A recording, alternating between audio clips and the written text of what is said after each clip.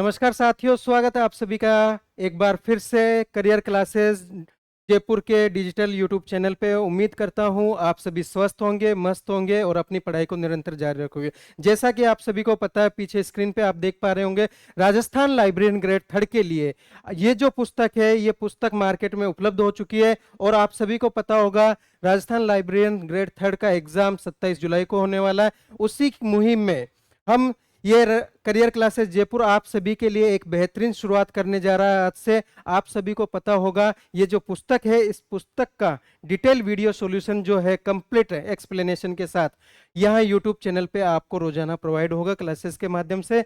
आप इन क्लासेस को रेगुलर देखिएगा। बहुत अच्छी शानदार पुस्तक आपको दे रखी है। इस पुस्तक को खरीदने के लिए आप दिए गए हेल्पलाइन नंबर पे संपर्क कर सकते हो। ये जो हेल्पलाइन नंबर है, इस पे आप संपर्क कर सकते हो। साथ ही साथ आप करियर क्लासेस जयपुर के ऑफिशियल यूट्यूब चैनल पे भी संपर्क करोगे, या फिर आप टेलीग्राम चैनल पर भी संपर्क कर सकते हो। ठीक है प्यारे साथियों, बिना कोई देरी करते हुए आज की क्लास को शुरू करते हैं। रोजाना आप यूट्यूब चैनल पे ये लाइव क्लास है जो देख सकते हो, रिकॉर्डेड फॉर्मेट में, लाइव फॉर्मेट में, जैसा भी आपको उचित लगे। ठीक है, क्लास को शुरू करते हैं बिना कोई देरी करते हुए। देखिएगा फटाफट से पहला ही प्रश्न जो है, ये यहाँ पर आपको एक इंपॉर्टेंट बात तो ये ध्यान रखनी है, ये जो पुस्तक है ये टॉपिक वाइज एमसीक्यू रहेगी। यानी जितनी भी आपके सिलेबस के टॉपिक है, उन सभी टॉपिकों का डिटेल में एक्सप्लेनेशन दिया गया है यहाँ यूट्यूब चैनल के माध्यम से। साथ ही एमसीक्यू फॉर्मेट में पूरी पुस्तक रहेगी। बिल्कुल, चलिए देखते हैं। पहला ही प्रश्न आपके सामने स्क्रीन पे है। ये पहला प्रश्न क्या कह रहा है, और करियर क्लासेस जयपुर आपके लिए निरंतर जो लाइब्रेरी साइंस के जितने भी एग्जाम है, उन सभी एग्जाम्स के लिए आपके सामने कोर्सेज क्रिएट करता है, कोर्सेज लाता है, साथ ही साथ टेस्ट सीरीज का आयोजन करता है और यूट्यूब पर निःशुल्क कक्षाएं आपको प्रदान करता है। तो ये जो मुहिम है, इस मुहिम को सफल बनाने में आप सभी मेरे साथ जुड़िएगा और अंत तक साथ दीजिएगा। और जैसा भी आप सभी के कमेंट हो, सुझाव हो, वो वीडियो के एंड में है, या आप जैसा भी लिख पाए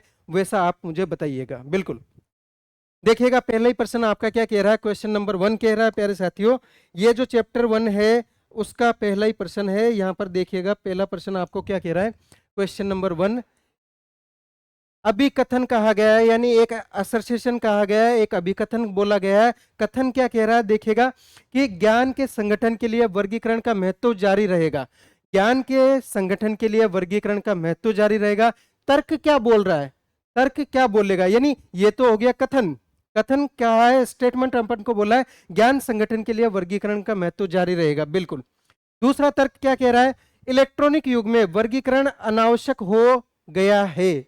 यानी आज के डिजिटल युग में, आज के इलेक्ट्रॉनिक वर्जन युग में वर्गीकरण क्लासिफिकेशन जो सिस्टम है वो अनयूजफुल हो गया है या फिर अनयूटिलाइज हो गया है, ये बात है तर्क के रूप में। तो आप मुझे बताइएगा क्या ऑप्शंस के अकॉर्डिंग यहाँ पर राइट आंसर हो सकता है। जो सटीक जवाब होगा वो आप सभी मुझे कमेंट करेंगे। ठीक है, तो देखिएगा प्यारे साथियों, ऑप्शन नंबर 1 कह रहा है ए और आर दोनों गलत है। ऑप्शन 2 कह रहा है अपन को ए गलत है किंतु आर सही है। ऑप्शन 3 कह रहा है ए सही है किंतु आर गलत है। ऑप्शन 4 कह रहा है अपन को ए और आर दोनों सही है। तो देखिएगा यहाँ पर फटाफट से इसका राइट और सटीक जवाब क्या होगा। तो आपको ध्यान रखना है इसका राइट और सटीक जवाब क्या होगा। पहले तो अपन बात करते हैं इसके राइट आंसर की।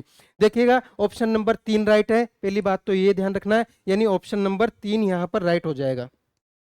अब इसको अपन डिटेल में देखते हैं। ज्ञान संगठन के लिए वर्गीकरण का महत्व जारी रहेगा, बिल्कुल सही है। ज्ञान संगठन अगर अपन को पढ़ना है तो क्लासिफिकेशन सिस्टम कंटिन्यू पढ़ना पड़ेगा। क्लासिफिकेशन सिस्टम से ही ज्ञान संगठन जारी रहेगा, ये बात बिल्कुल सही है। जब आपने फर्स्ट यूनिट में यूनिवर्स ऑफ नॉलेज पढ़ा होगा तो आपने पढ़ा होगा यूनिवर्स ऑफ सब्जेक्ट, और यूनिवर्स ऑफ सब्जेक्ट जब आप पढ़ा होगा तो आपने क्लासिफिकेशन सिस्टम पढ़ा होगा। सिस्टम पढ़ने के साथ ही साथ आपने विभिन्न प्रकार की विधियों के बारे में देखा होगा। इस प्रकार से ज्ञान संगठन जो है, ज्ञान संगठन के लिए ये हम कह सकते हैं कि वर्गीकरण का महत्व जारी रहना जरूरी है। और जो असर्शन है वो बिल्कुल गलत है, यानी हम कह सकते हैं तर्क जो है इलेक्ट्रॉनिक युग में वर्गीकरण का अनावश्यक हो गया है, ये बात बिल्कुल गलत है। इलेक्ट्रॉनिक युग में तो उल्टा क्लासिफिकेशन का जो सिस्टम है वो बहुत अच्छा हुआ है और आगे भी बहुत अच्छा होगा। इस प्रकार से ऑप्शन नंबर 3 यहाँ राइट हो जाएगा। आपको ये ध्यान रखना, कुछ इंपॉर्टेंट बातें मैं बता के चलूंगा तो आपको सारी चीजें यहाँ पर दिमाग में सेट करके चलना है। बिल्कुल, तो आपको एक इंपॉर्टेंट बात ये याद रखना जो मैं बताने जा रहा हूं। ठीक है,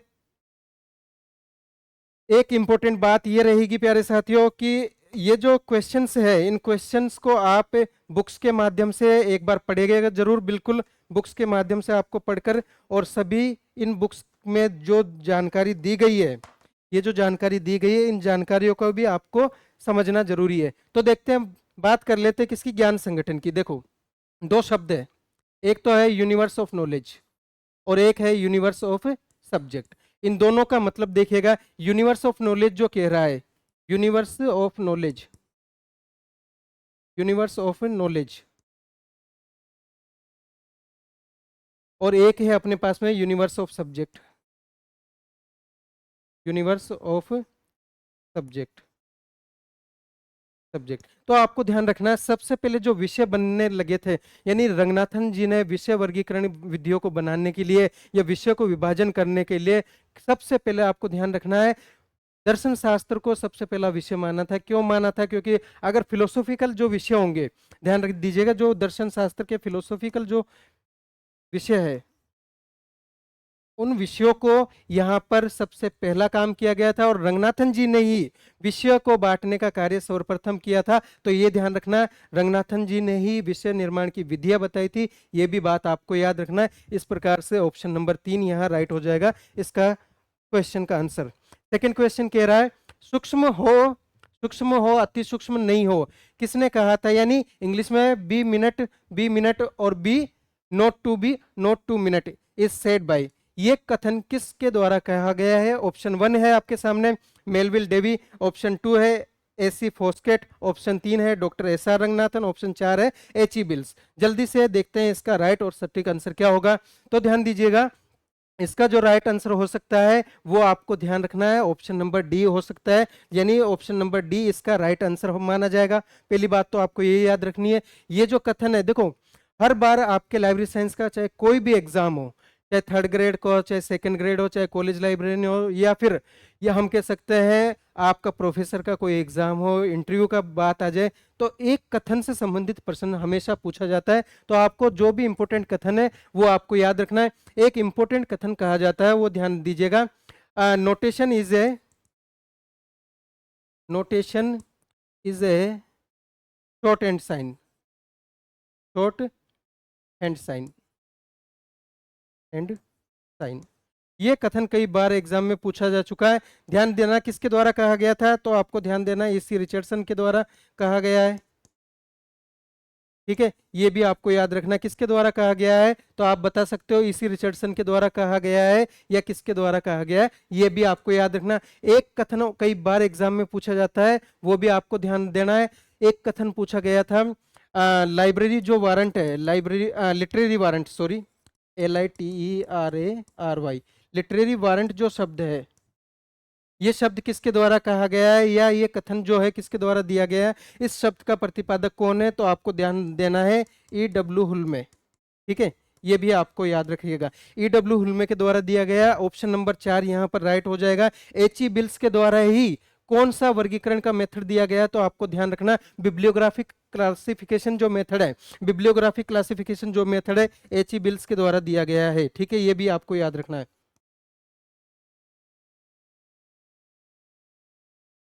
बिब्लियोग्राफिक क्लासिफिकेशन, ठीक है, ये ध्यान रखिएगा। साथ ही साथ मेलविल डेविस आपको क्या कहा जाता है, तो आपको एक बात ध्यान रखना है, इन्होंने ही सन 1887 में, 1887 में स्कूल ऑफ लाइब्रेरी इकोनॉमी की स्थापना की थी। School of library economy, library economy, ये भी ध्यान रखना है। और ये स्थापना कहाँ पर की गई थी, तो आपको ये भी ध्यान देना है फटाफट से, ये स्थापना कहाँ पर की गई थी, कोई बता सकता है, तो ध्यान दीजिएगा, ये स्थापना की गई थी कोलंबिया में, ये भी ध्यान देना। यानी पुस्तकालय और सूचना विज्ञान का प्रथम स्कूल माना जाता है, जो किसके द्वारा, मेलविल डेविस साहब के द्वारा बनाया गया था, या निर्मित किया गया था, या कह सकते हैं इनमें कार्य किया गया था। आपको ध्यान रखना है, मेलविल डेविस साहब जो है वो किस कॉलेज के लाइब्रेरियन माने जाते हैं, तो आपको भी ये बताना है, अहम स्टर्ट कॉलेज जो है उसके लाइब्रेरियन के पद पर नियुक्त थे, ये बात आपको याद रखनी है। डॉक्टर एस आर रंगनाथन की हम बात कर लेते हैं, तो डॉक्टर एस आर रंगनाथन की अगर मैं बात बताऊंगा आपको, तो ध्यान देना, डॉक्टर एस आर रंगनाथन की सबसे पहले बात कर लेते हैं। तो आप देखिएगा, सबसे पहले इन्होंने DU के अंदर यानी दिल्ली विश्वविद्यालय, दिल्ली विश्वविद्यालय, विश्वविद्यालय भारत में दिल्ली विश्वविद्यालय में, तो दिल्ली विश्वविद्यालय में इन्होंने क्या किया था, इन्होंने DLIS यानी department of library and information science की स्थापना की। ठीक है, स्थापना के साथ साथ ही एक इंपॉर्टेंट क्वेश्चन जो और बनता है वो भी ध्यान दीजिएगा। स्थापना के साथ साथ ही इन्होंने MLIS master of library information science इस प्रोग्राम में यूनिवर्स ऑफ सब्जेक्ट या यूनिवर्स ऑफ नॉलेज को एक सब्जेक्ट के रूप में स्थापित किया या करिकुलम में स्थापित करने का कार्य किसने किया, डॉक्टर SR रंगनाथन ने। ये भी आपको ध्यान रखना है। ठीक है, नेक्स्ट क्वेश्चन आपकी स्क्रीन पे ये रहा, देखिएगा। सूचना की समधिकता है, सूचना की समधिकता क्या है वो बताना है अपने। देखिएगा ऑप्शन नंबर 1 कह रहा है अपने को अनावश्यक और उसे विलोपित किया जाना चाहिए, अनावश्यक परंतु इसे छोड़ा नहीं जाना चाहिए, अनावश्यक और कई बार उपयोगी है। ऑप्शन 4 कह रहा है आवश्यक और सदैव अपेक्षित है। बताइएगा क्या इसका राइट आंसर हो सकता है, जल्दी से कमेंट करके मुझे इसका जवाब आप बता सकते हो। बिल्कुल जल्दी से कमेंट करके बताइएगा इसका राइट आंसर क्या है। तो देखिएगा प्यारे साथियों ऑप्शन नंबर कौन सा राइट हो जाएगा, तो आपको ध्यान रखना है ऑप्शन नंबर 1 जो है वो इसका सही जवाब माना जाएगा। ऑप्शन नंबर 1 जो है वो इसका सही जवाब माना जाएगा। अनावश्यक और उसे विलोपित किया जाना चाहिए, मतलब सूचना की बात आ जाती है। देखिएगा सबसे पहले मैं बात करूंगा, मैं बात बताता हूं आपको। अपना जो सब्जेक्ट है वो है, आपको पता ही है, पुस्तकालय एवं सूचना विज्ञान है। क्या है, पुस्तकालय और सूचना विज्ञान। यहां पर कुछ इंपोर्टेंट बात करेंगे। देखिएगा पुस्तकालय एवं सूचना विज्ञान, सूचना विज्ञान ये जो शब्द है यानी पुस्तकालय विज्ञान शब्द का प्रयोग, सबसे पहले तो ध्यान रखना पुस्तकालय विज्ञान शब्द का प्रयोग रंगनाथन साहब ने किया। ठीक है, रंगनाथन साहब ने किया। उसी प्रकार से ध्यान दीजिएगा, सबसे पहला सब्जेक्ट क्या बना अपना, पुस्तकालय विज्ञान, पुस्तकालय विज्ञान जो प्राचीन समय में माना जाता था। उसी बाद में डेवलपमेंट जैसे जैसे शुरुआत हुई तो इसको क्या बोला गया, इसको सब्जेक्ट जुड़ा गया सूचना विज्ञान। ठीक है, सूचना विज्ञान। और वर्तमान में जो सब्जेक्ट हमारे सामने निकल के आता है, इन दोनों का कॉम्बिनेशन, यानी हम कह सकते हैं आज का जो युग है, आज का जो वर्तमान युग है, उस वर्तमान युग में सब्जेक्ट पुस्तकालय विज्ञान कम और सूचना विज्ञान ज्यादा हो चुका है। यानी पुस्तकालय विज्ञान इतना नहीं चलता है जितना ट्रेडिशन टाइम पे चलता था, प्राचीन समय पे चलता था, लेकिन आज के टाइम पे इसको पूरा सूचना विज्ञान की संज्ञा दे सकते हैं। ठीक है, फाइनली जो सब्जेक्ट अपने पास में बन के आएगा वो क्या आएगा, जो अपना सब्जेक्ट है पुस्तकालय एवं सूचना विज्ञान, लाइब्रेरी एंड इंफॉर्मेशन साइंस, पुस्तकालय एवं सूचना विज्ञान। ठीक है, इस प्रकार से इसका राइट आंसर वैसे ऑप्शन नंबर 1 राइट हो जाता है। और ये इंपॉर्टेंट बातें थी जो आपको दिमाग में सेट करना है। एक ऑप्शन ये याद रखिएगा, एक क्वेश्चन बता रहा हूं आपको मैं। देखिएगा CRG का मतलब आपको ध्यान होना चाहिए क्लासिफिकेशन रिसर्च ग्रुप। ठीक है, CRG की बात आते ही आपको दिमाग में सेट होना जाना चाहिए, क्लासिफिकेशन रिसर्च ग्रुप की बात आनी चाहिए। तो आपको ध्यान रखना है इसका पूरा नाम क्या है, तो आपको याद रखना है वर्गीकरण शोध समूह, हिंदी में बोलते हैं वर्गीकरण शोध समूह। ठीक है, एक होता है क्या, LRC, एक होता है LRC को आप क्या बोल सकते हो, लाइब्रेरी रिसर्च सर्किल। क्या बोलोगे, लाइब्रेरी रिसर्च सर्किल बोलोगे, क्या बोलोगे, लाइब्रेरी रिसर्च सर्किल बोल सकते हो। वैसे लाइब्रेरी रिसर्च सर्किल। इस प्रकार से ये कुछ इंपोर्टेंट फैक्ट थे जो आपको याद रखना है। नेक्स्ट क्वेश्चन ये रहा, क्वेश्चन नंबर 4 क्या कह रहा है, देखिएगा प्यारे साथियों। क्वेश्चन नंबर 4 अपन को बोल रहा है एंट्रोपी किसके मापन के लिए है, एंट्रोपी किसके मापन के लिए। ऑप्शन 1 कह रहा है सूचना की प्रासंगिकता की मात्रा के लिए, ऑप्शन 2 कह रहा है सूचना की अप्रासंगिकता की मात्रा के लिए, ऑप्शन 3 कह रहा है सूचना की अनिश्चितता की मात्रा के लिए, ऑप्शन 4 कह रहा है सूचना की निश्चित मात्रा के लिए। बताइएगा इसका क्या सही जवाब हो सकता है, आप सभी कमेंट करके मुझे इसका राइट आंसर क्या होगा, जल्दी से आप कमेंट करके मुझे बताइएगा। बिल्कुल, तो आपको ध्यान रखना है इसका राइट आंसर क्या होगा प्यारे साथियों। ऑप्शंस के अकॉर्डिंग देखें, ऑप्शन नंबर 4 इसका राइट आंसर हो जाएगा। पहले बात तो ये याद रखना है। एंट्रोपी का मतलब क्या होता है, तो एंट्रोपी का मतलब पहले ये ध्यान दीजिएगा सूचना की निश्चित मात्रा। अब यहां पर सूचना को पहले तो आप काउंट नहीं कर सकते हो। ठीक है, आप इसको मेजर कर सकते हो क्या, मुझे ये बताओगे? नहीं कर सकते ना। हम केवल सूचना को देख सकते हैं या नहीं देख सकते वो भी आपको पता है। यानी सूचना एक तरह से अदृश्य संपत्ति है, ये बात आपको याद रखना है। इंटेंजिबल असेट्स मानी जाती है, इंटेंजिबल इंफॉर्मेशन मानी जाती है। क्या? इंफॉर्मेशन। तो आपको ये ध्यान रखना है, आप ना तो सूचना को छू सकते हो, सूचना को है जो देखा जा सकता है, बिल्कुल देखा जा सकता है, महसूस किया जा सकता है, बिल्कुल महसूस किया जा सकता है। जिस प्रकार से सीपीयू में कंप्यूटर के क्षेत्र में हार्डवेयर और सॉफ्टवेयर की बात होती है, उसी प्रकार से यहाँ पर सूचना की बात होगी। सूचना से संबंधित कुछ इंपॉर्टेंट फैक्ट बताऊंगा, ध्यान देना, दिमाग में सेट करना। बात करते हैं, एक कई बार ये मॉडल पूछा जाता है, एक मॉडल है DIKW। DIKW आपको कई बार पूछा जाएगा। कई बार आपको DIKW में के का मतलब पूछ लेगा, W का मतलब पूछ लेगा, या I का मतलब पूछ लेगा, या D का मतलब पूछ लेगा। आज ये पूरी जानकारी आपके यहाँ क्लियर हो जाएगी। पहली बात तो ये याद रखना, ठीक है। आज जो सारे मिसकम्युनिकेशन हो रखे थे ना दिमाग के अंदर, वो सारे आपके सोल्व हो जाएंगे। चलिए देखते हैं फटाफट से। तो डी का मतलब क्या होगा? पहले बात तो ये ध्यान रखिए, डी का मतलब हो जाता है डेटा। डेटा को क्या बोलते हैं हिंदी में? आंकड़े। आंकड़े बोल दो, समंक बोल दो, ठीक है, या फिर डेटा बोल दो डायरेक्ट, ये भी बात सही है। उस प्रकार से डी का मतलब हो गया डेटा। डी का मतलब क्या होगा प्यारे साथियों? डेटा। आई का मतलब क्या हो जाएगा? इंफॉर्मेशन। इंफॉर्मेशन, इंफॉर्मेशन, इंफॉर्मेशन बोले मतलब सूचना, ठीक है। ये भी आपको याद रखना है, क्या हो जाएगा? सूचना हो जाएगा। के का मतलब क्या होगा? तो आपको ध्यान रखना है, के का मतलब हो जाएगा नॉलेज। नॉलेज, नॉलेज का मतलब आपको पता ही है, ज्ञान। और ज्ञान अपन जो पढ़ रहे हैं, ज्ञान जो पढ़ रहे हैं, वो ज्ञान संगठन पहला ही यूनिट अपना है, पहली ही यूनिट यूनिवर्स ऑफ नॉलेज है। वो ही उसी के बेस पे अपन ये सारी चीजें पढ़ रहे हैं। फटाफट से देखिएगा, एक सेकंड। हाँ, तो प्यारे साथियों आपको ये चीज ध्यान रखना है। तो यह बात किसकी कर रहा हूं मैं? नॉलेज की। लास्ट अपना क्या बनता है? तो आपको ध्यान रखना, जब बहुत सारा नॉलेज किसी एक विषय से संबंधित हो जाता है, जो इंफॉर्मेशन का काम करता है, शेयरिंग का काम करता है, तो वो क्या बन जाता है? तो आपको ध्यान रखना, वो बन जाता है बुद्धि, विजडम। क्या बनेगा? विजडम। ये भी आपको याद रखना, क्या बन जाता है? बुद्धि। इस प्रकार से ये DIKW मॉडल है, जो आपको किस लिए काम आएगा? इंफॉर्मेशन साइकिल के लिए काम आता है। साथ ही साथ UGC नेट पेपर सेकंड में जब आप पढ़ते हो, तो वहां पर भी DIKW, यानी फर्स्ट यूनिट जब आप पढ़ोगे, तो वहां पर भी DIKW के बारे में पूछा जाता है। इस प्रकार से इसका राइट आंसर तो मैंने आपको ऑलरेडी बता दिया है, ऑप्शन नंबर 4 हो जाएगा। बढ़ते हैं आगे क्वेश्चन की ओर, देखिएगा। ये जो करियर क्लासेस जयपुर है प्यारे साथियों, ये खूबसूरत सा जो प्यारा सा प्लेटफॉर्म है, इस प्लेटफॉर्म पे आपको निरंतर सेवाएं मिलना शुरू हो गई है। बस आपको बस शर्त ये है, रेगुलर क्लासेस देखनी है, क्लासेस में कमेंट करना है, और साथ ही साथ इन क्लासेस को जितना हो सके उतना आपको शेयर करना है। और ये ध्यान रखना, चैनल को अगर सब्सक्राइब नहीं किया तो जल्दी से यूट्यूब चैनल को सब्सक्राइब कर लोगे। क्या नाम है? करियर क्लासेस जयपुर का ऑफिशियल यूट्यूब चैनल है। ये बात भी आपको रखने है दिमाग में सेट करके।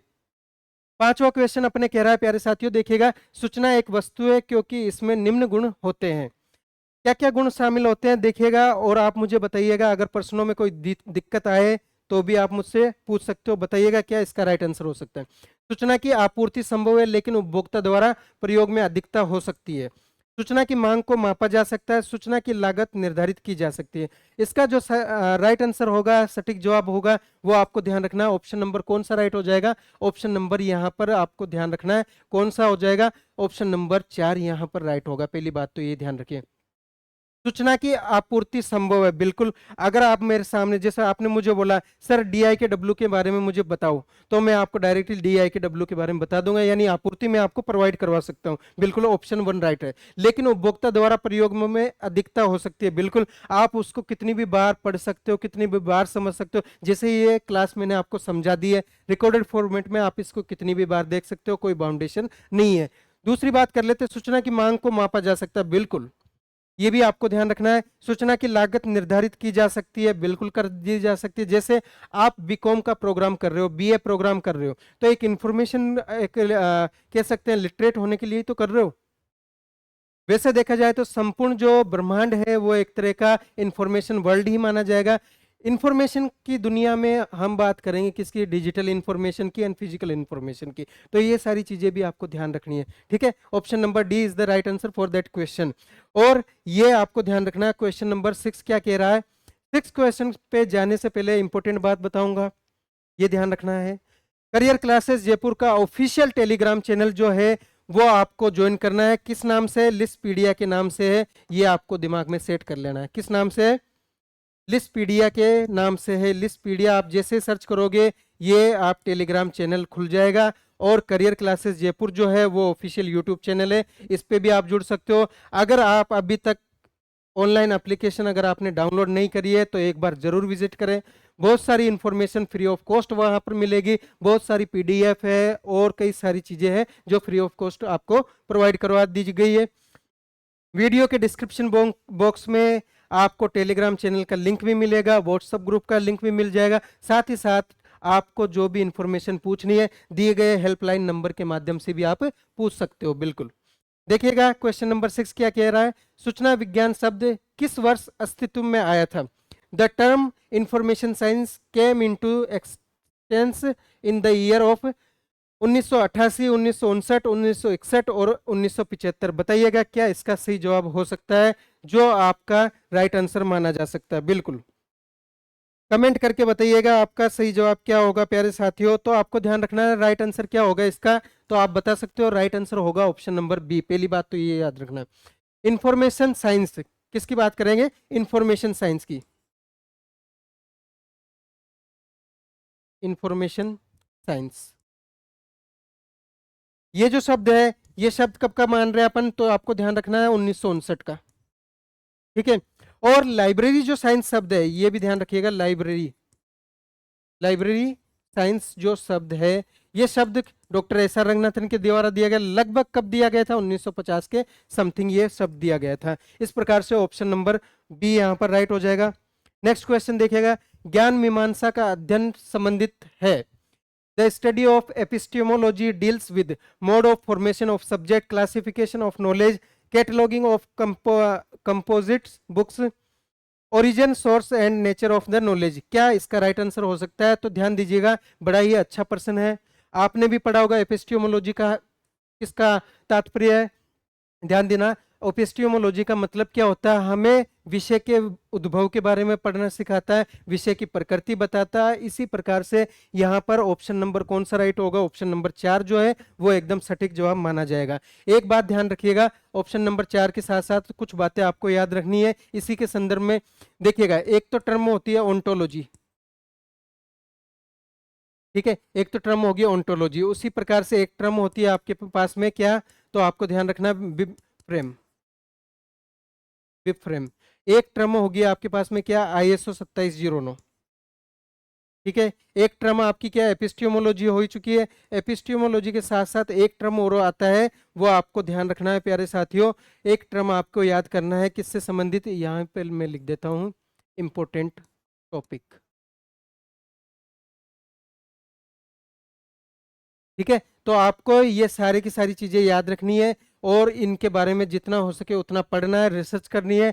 आप खुद भी है जो R&D करना सीखे, रिसर्च एंड डेवलपमेंट का काम करना सीखे, क्योंकि ये बहुत इंपॉर्टेंट चीज है। जब आप खुद R&D करना सीख जाओगे ना तो आपको कई सारे फैक्ट ऑटोमेटिकली याद होना शुरू हो जाएंगे। ऑप्शन नंबर कौन सा राइट हो जाएगा? 4 ऑप्शन इसका राइट आंसर हो जाएगा। नेक्स्ट क्वेश्चन कह रहा है, नॉलेज वर्कर शब्द किसने प्रतिपादित किया था? हु कॉइंड वो coined the term of knowledge worker? Option 1 है W. एशवर्थ, ऑप्शन 2 है पीटर ड्रेकर, ऑप्शन 3 है IBM, ऑप्शन 4 है TA सारास्वेक, या ऑप्शन नंबर 5 है अनुत्तरित पर्सन। तो देखिएगा, पहली बात तो आपको मैं बताना चाहूंगा, एक तो बात आती है किसकी? TQM की। TQM, TQM का पूरा नाम कई बार पूछा जाता है, तो आपको ध्यान रखना है total quality of management. Total quality management, ठीक है। टोटल क्वालिटी मैनेजमेंट, ये बात आपको याद रखनी है। टोटल क्वालिटी मैनेजमेंट के साथ साथ आपको ध्यान रखना है इसका सही आंसर क्या हो जाएगा। तो नॉलेज वर्कर की बात अगर हम कर रहे हैं तो आप बताइएगा इसका राइट आंसर क्या हो सकता है प्यारे साथियों, जल्दी से बता सकते हो कमेंट के। तो आपको ध्यान रखना ऑप्शन नंबर 2 जो है इसका राइट और सटीक जवाब माना जाएगा। ऑप्शन नंबर 2 जो है वो एकदम सही जवाब हो जाएगा।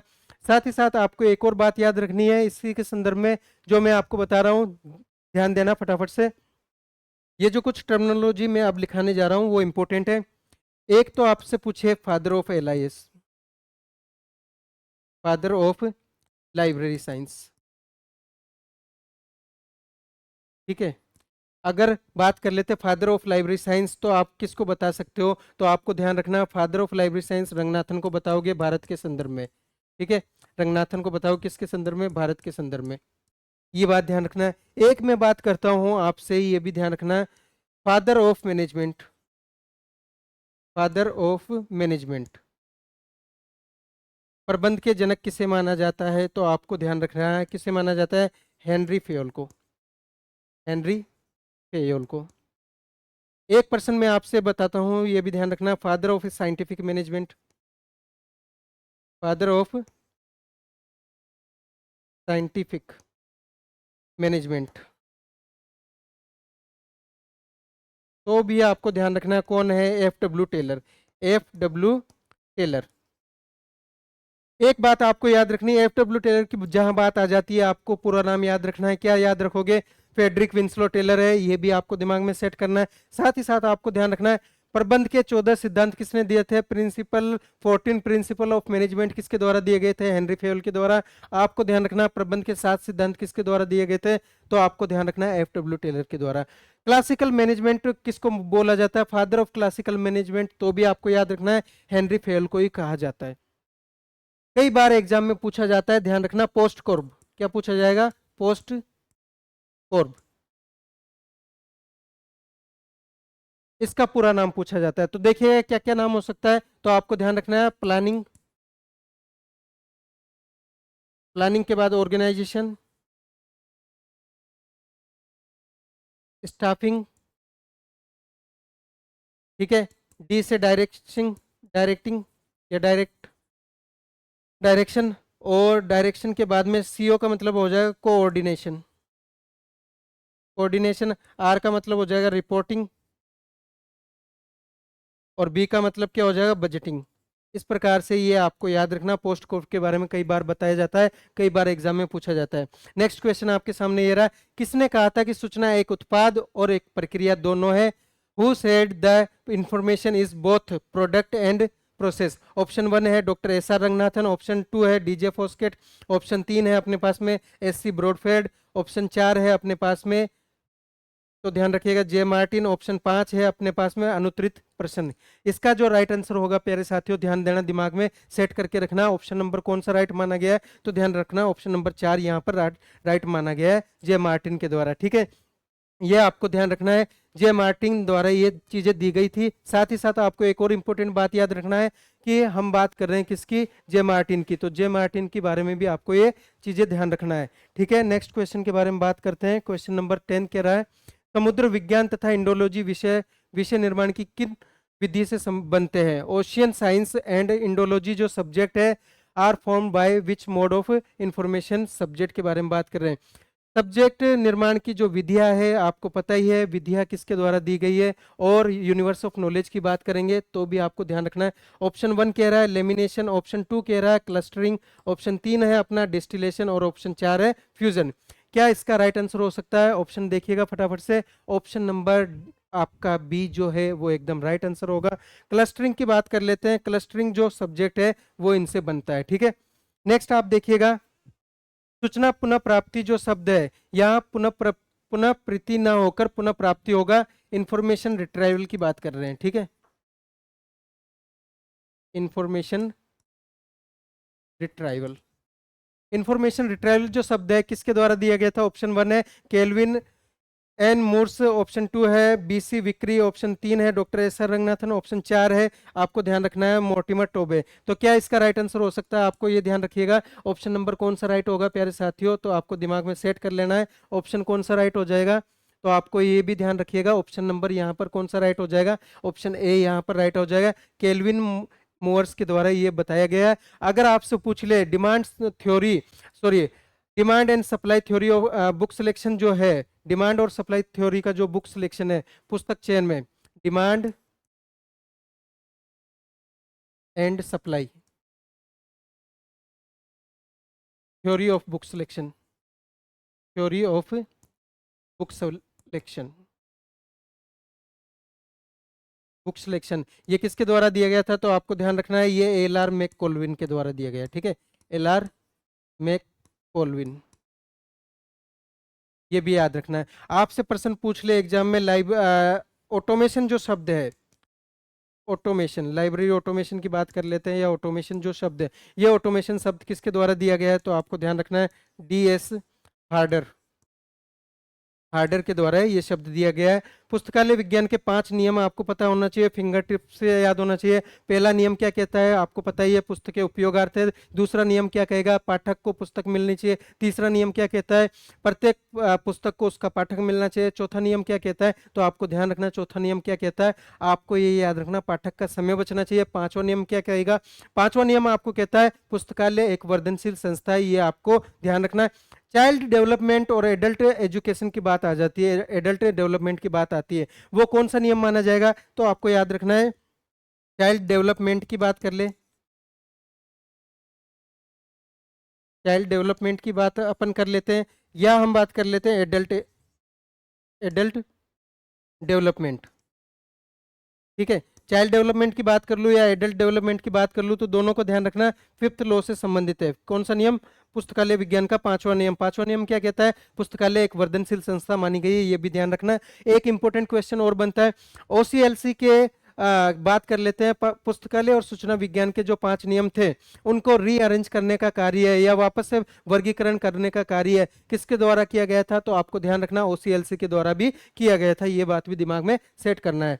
नेक्स्ट क्वेश्चन आपके सामने स्क्रीन पे ये रहा, किसने लिखा है पुस्तकालयों में ज्ञान का व्यवस्थापन और पुस्तकों के लिए विषय तक पहुंच है, बताइएगा क्या इसका राइट आंसर हो सकता है, जल्दी से कमेंट करिएगा, मैं आप सभी के यहाँ पर देख पा रहा हूँ, जल्दी से बताइएगा क्या इसका राइट आंसर होगा। बिल्कुल, तो देखिएगा प्यारे साथियों, कौन सा ऑप्शन राइट हो जाएगा, ऑप्शन नंबर 1 जो है वो आपका राइट आंसर माना जाएगा इस प्रश्न का। किसने लिखा है पुस्तकालयों में ज्ञान का व्यवस्थापन और पुस्तकों के लिए विषय तक पहुंचे, बिल्कुल सही बात है, ये ऑप्शन 1 राइट हो जाएगा, HE बिल्स।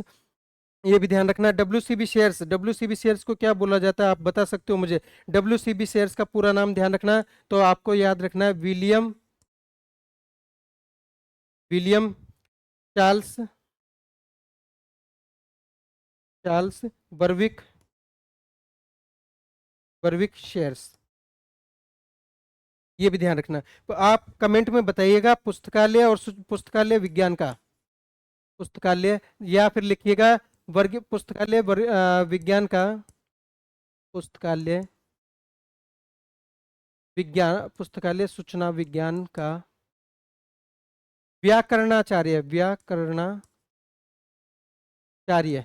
व्याकरणाचार्य किसे कहा जाता है, किसे कहा जाता है, ऑप्शन आपके सामने है, बता दीजिएगा मुझे, ठीक है। नेक्स्ट क्वेश्चन देखिए फटाफट से, ट्री ऑफ पोर्फरी किससे संबंधित है, यानी ट्री ऑफ पोर्फरी की बात कर रहे हैं, इंपॉर्टेंट क्वेश्चन है, आपको भी दिमाग में सेट करना है, क्योंकि कई बार एग्जाम में पूछा जाता है। जल्दी से देखिएगा, ट्री ऑफ पोर्फरी की हम बात करेंगे, तो आपको ध्यान रखना है द्विविभाजन की जहां बात आ जाती है, तो आपको ध्यान रखना है 3 मेथड बताऊंगा मैं आपको। एक तो होता है डाइकोटोमी, जैसा कि यहाँ पर लिखा हुआ है, एक तो होता है डाइकोटोमी, इसको हिंदी में बोलेंगे द्विविभाजन,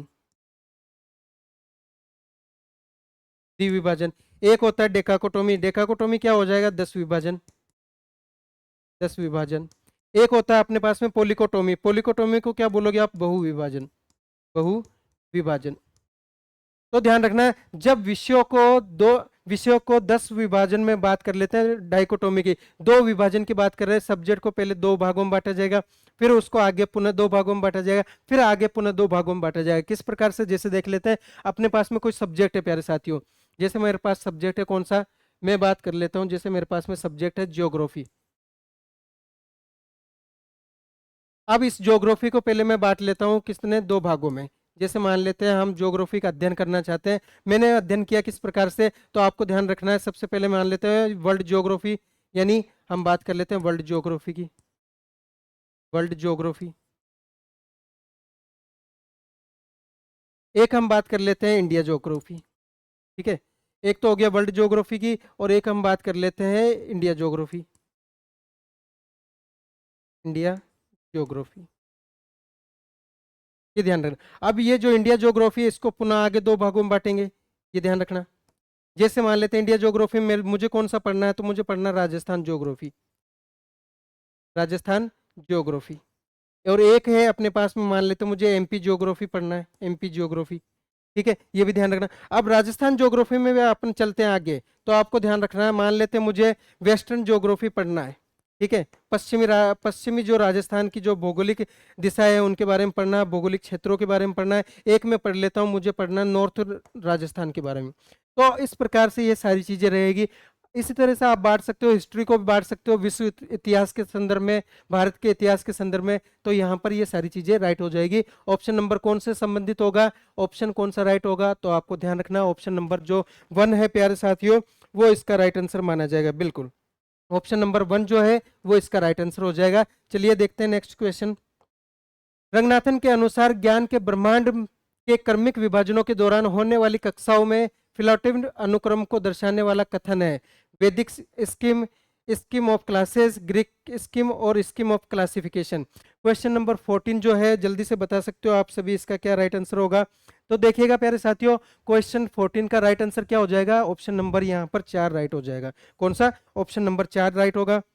नेक्स्ट बात करते हैं, सूचना हस्तांतरण जो पद है किसके द्वारा प्रतिपादित किया गया था।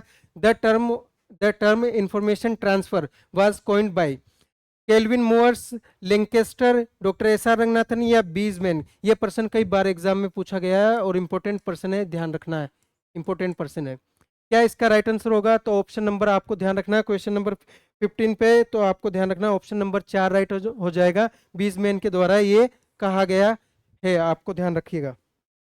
नेक्स्ट पर्सन है, निम्नलिखित में से कौन सा एक सिद्धांत द यूनिवर्स ऑफ नॉलेज के मानचित्रण करने के लिए नहीं है, जैसा कि DW लैंग्रेज के द्वारा सुझाया गया है। आइडियोलॉजिकल प्रिंसिपल ऑप्शन 1 है, principle of social purpose principle, ठीक है, ऑप्शन 3 है साइंटिफिक ऑर्डर, ऑप्शन 4 है principle of cognition.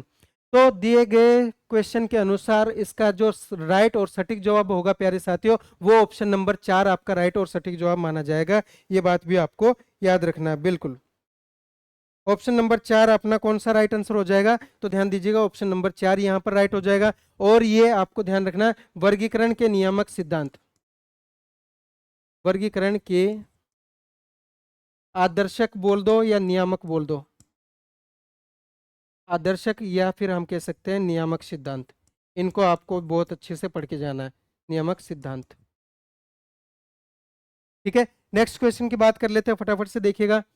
Modes of formation of the subject पद किसके द्वारा दिया गया, क्लास के स्टार्टिंग में ही मैंने बताया किसके द्वारा दिया गया, तो आपको दिमाग में सेट करना, option number doctor S R Ranganathan right होगा। जेडी ब्राउन, जेडी ब्राउन का नाम आते ही आप क्या बताओगे, एसडी, एसडी का मतलब क्या होगा, सब्जेक्ट क्लासिफिकेशन, ठीक है। तो आपको ध्यान रखना सब्जेक्ट क्लासिफिकेशन, सब्जेक्ट क्लासिफिकेशन, ये भी आपको याद रखना है। मेलविल डेविस आपका बात आती है आपको दिमाग में सेट हो जाना चाहिए, सिर्फ एक डीडीसी नहीं, डीडीसी याद होना चाहिए, स्कूल ऑफ लाइब्रेरी इकोनॉमी याद होना चाहिए, 1887 वर्ष याद होना चाहिए। डीडीसी जो है, डीडीसी ध्यान दीजिएगा, डवे डेसिमल क्लासिफिकेशन फर्स्ट एडिशन कब आया, तो आपको ध्यान रखना 1876 में। वैसे तो काम शुरू होना कब से शुरू स्टार्ट हो चुका था, 1873 से, लेकिन फर्स्ट एडिशन कब आता है, तो आपको ध्यान रखना फर्स्ट एडिशन इसका कब आएगा प्यारे साथियों, 1876 में। लेटेस्ट एडिशन कौन सा है, तो आपको ये भी ध्यान रखना 23rd एडिशन है।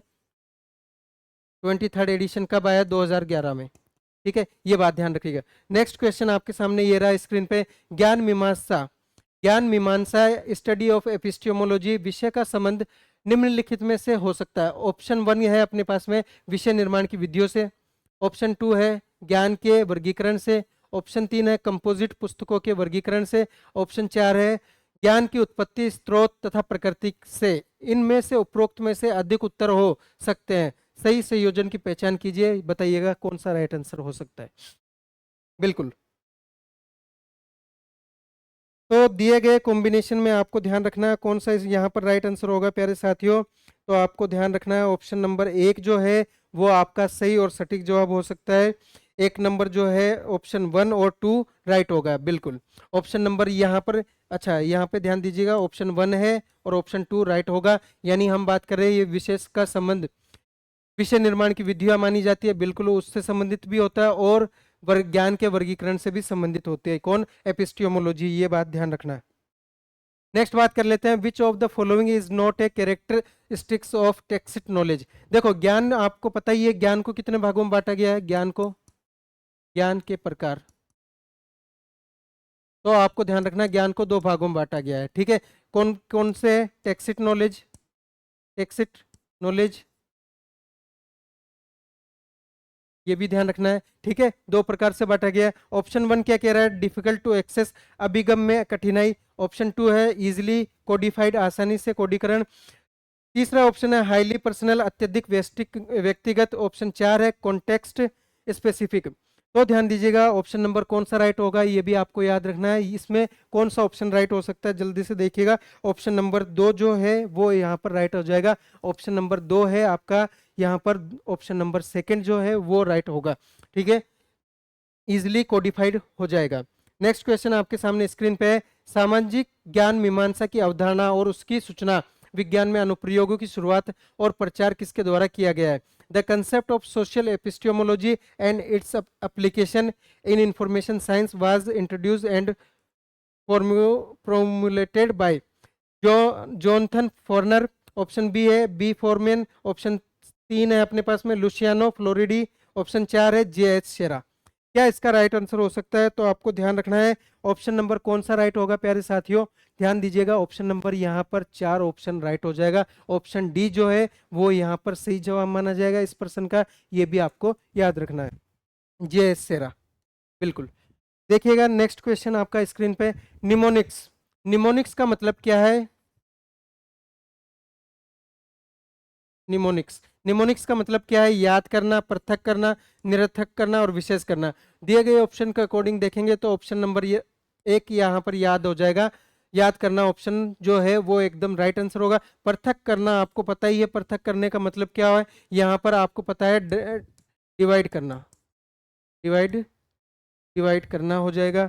और आपको एक ध्यान रखना है स्पेशल, तो आपको ये भी ध्यान रखना है विशेष से संबंधित है।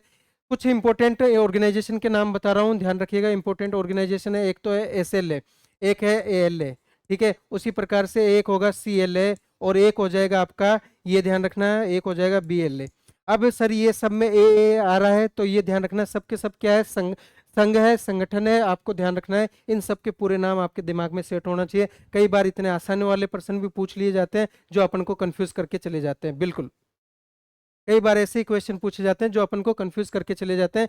तो ध्यान रखना, SLA का मतलब क्या होगा, स्पेशल लाइब्रेरी एसोसिएशन। ALA का मतलब है अमेरिकन लाइब्रेरी एसोसिएशन। CLA का मतलब है कैनेडियन लाइब्रेरी एसोसिएशन। और BLA का मतलब हो जाएगा बंगाल लाइब्रेरी एसोसिएशन।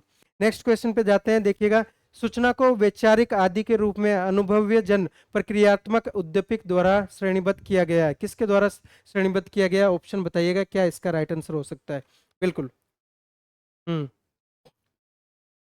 कौन सा ऑप्शन राइट होगा तो आपको बताना है।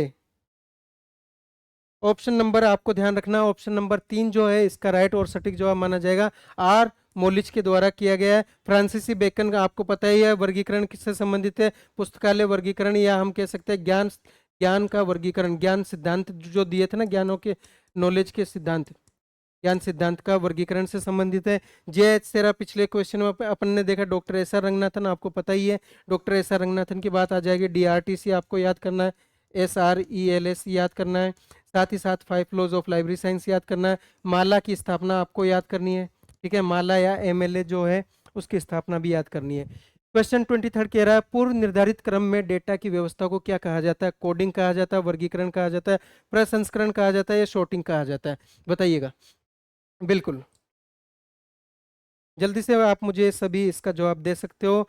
तो ध्यान दीजिएगा प्यारे साथियों, ऑप्शन कौन सा राइट हो जाएगा, ऑप्शन नंबर यहाँ पर 3 राइट हो जाएगा। प्रसंस्करण की बात कर रहे हैं, प्रसंस्करण का मतलब क्या होगा, रिट्राइवल की बात हो जाएगी। रिट्राइवल इंग्लिश में बोला जाता है, हिंदी में बोला जाएगा प्रसंस्करण, ये बात आपको याद रखनी है, ठीक है। पूर्व निर्धारित क्रम में डेटा की व्यवस्था करना क्या कहलाएगा, रिट्राइवल कहलाता है, ठीक है।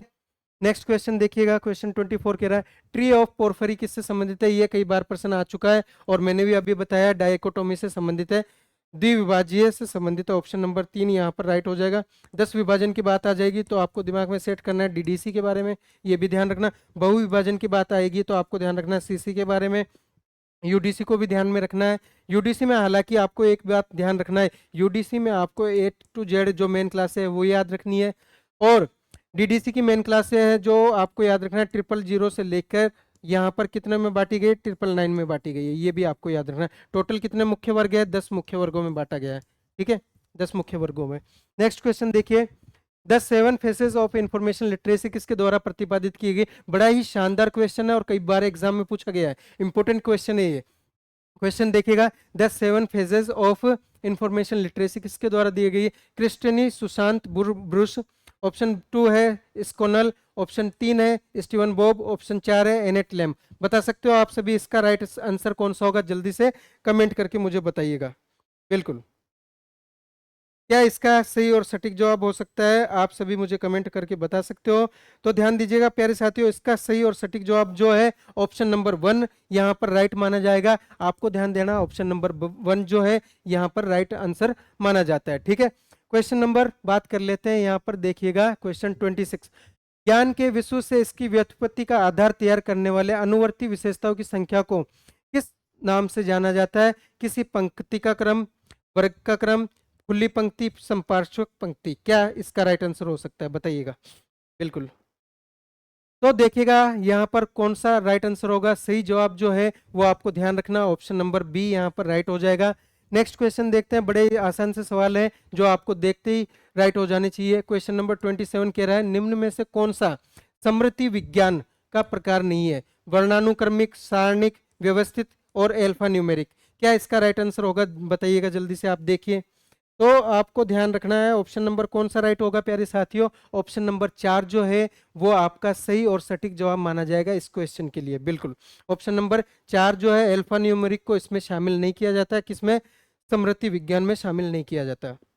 डॉक्टर रंगनाथन की रिकॉर्डेड की सामान्य संरचना की अवधारणा को उनके प्रोलोगुमेना टू लाइब्रेरी क्लासिफिकेशन में विस्तृत रूप से वर्णित किया गया है। ऑप्शन 1 है नॉलेज ऑफ इंफॉर्मेशन, ऑप्शन 2 है नॉलेज इंफॉर्मेशन और नॉलेज, ऑप्शन 3 है नॉलेज और डाटा, ऑप्शन 4 है डाटा और इंफॉर्मेशन। क्या इसका राइट आंसर हो सकता है, बता सकते हो आप मुझे कमेंट करके। बिल्कुल बताइएगा प्यारे साथी, इसका राइट आंसर क्या है, ऑप्शन नंबर कौन सा राइट होगा। तो ध्यान दीजिएगा, ऑप्शन नंबर 1 जो है नॉलेज और इंफॉर्मेशन की बात की गई है, और नॉलेज इन इंफॉर्मेशन की बात की गई है तो आपको ध्यान देना है कौन सी बुक बता रहे हैं, प्रोलेगोमेना टू लाइब्रेरी क्लासिफिकेशन।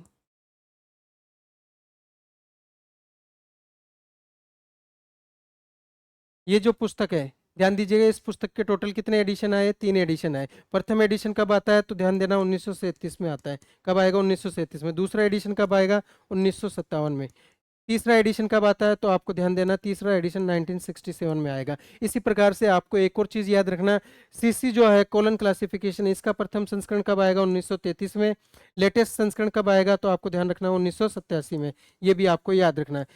बात कर लेते हैं ट्रिपल सी की, तो आपको ध्यान रखना है ट्रिपल सी का मतलब है क्लासिफाइड कैटलॉगिंग कोड। प्रथम संस्करण कब आता है, 1934 में आएगा, ये भी आपको याद रखना है। और आपको ध्यान रखना है इसका टोटल कितने एडिशन है, टोटल 5 एडिशन है, जबकि कोलन क्लासिफिकेशन के टोटल कितने एडिशन आ चुके हैं, तो 7 एडिशन आ चुके हैं। ये भी आपको इंपॉर्टेंट जानकारी थी जो ध्यान रखनी है।